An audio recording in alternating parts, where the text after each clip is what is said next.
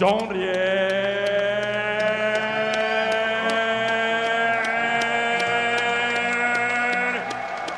ドロアラ10位サウ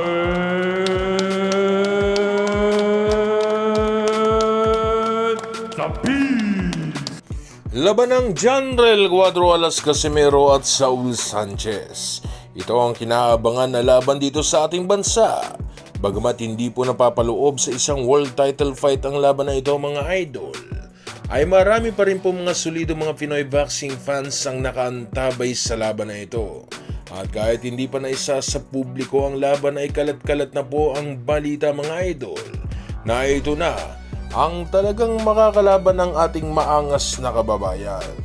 Ngayon ay may nagsasabi na ito kunong si Saul Sanchez mga idol ay isa lamang magtataho na magiging easy fight lang di umano para kay Casimero. Dahil sa hindi nga naman daw ito de kalibre na boksingero na pwedeng lumibel dito sa kakayahan ng ating kababayan. Pero kahit na ganun pa man mga idol ay isa namang mahirap na kalaban din itong si Saul Sanchez na hindi dapat isang walang bahala ni Casimero dito sa kanilang magiging sagupaan. Bakit kanyo?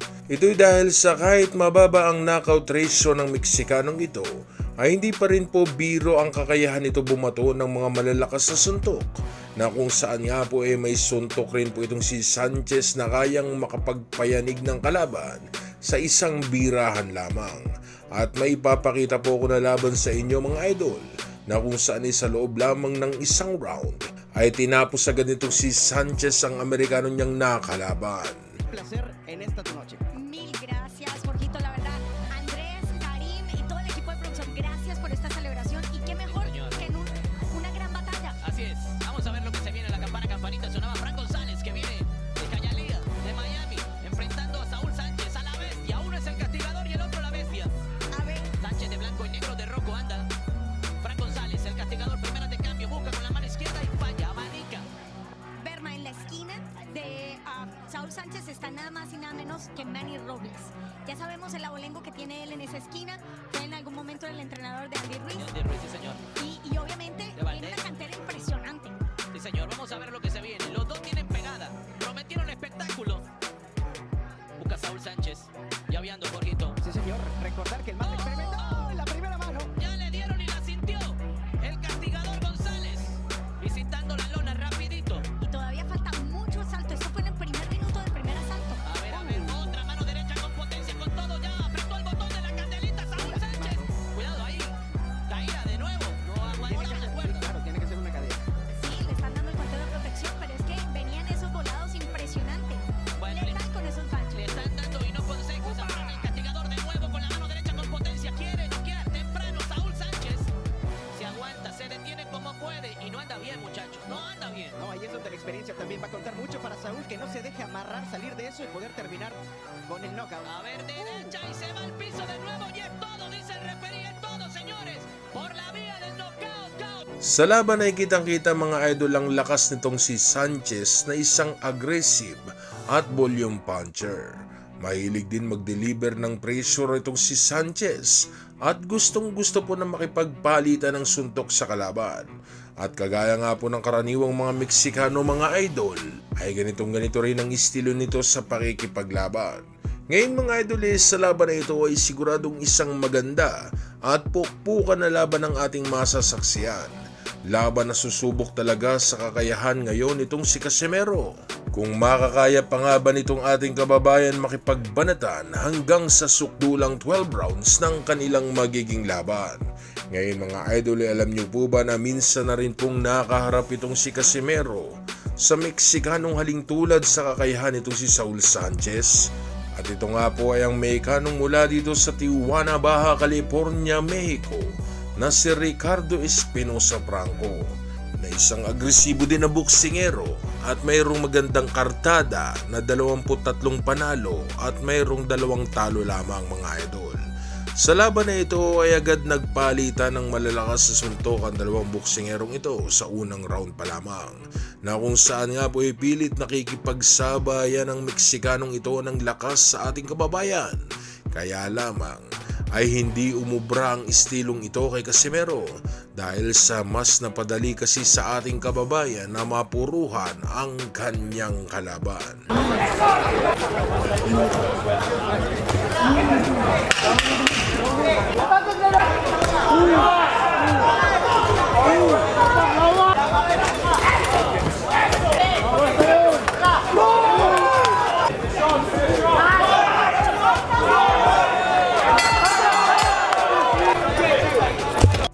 Malakas sa tumatikabong mga suntok ang sinalo ni Franco kay Casimero. Pero kahit na ganoon pa man mga idol ay pilit pa rin na gumaganti ng suntok itong si Franco mula sa ating kababayan. Paraan niya ito para sa gayon ay makakuha pa rin ng puntos kay Casimero. Kaya lamang ay may pagkahalimaw din talaga itong si Casimero mga idol na kung saan hindi niya na hinahayaan pa na makakuha pa ng round ang Mexicano niyang nakalaban.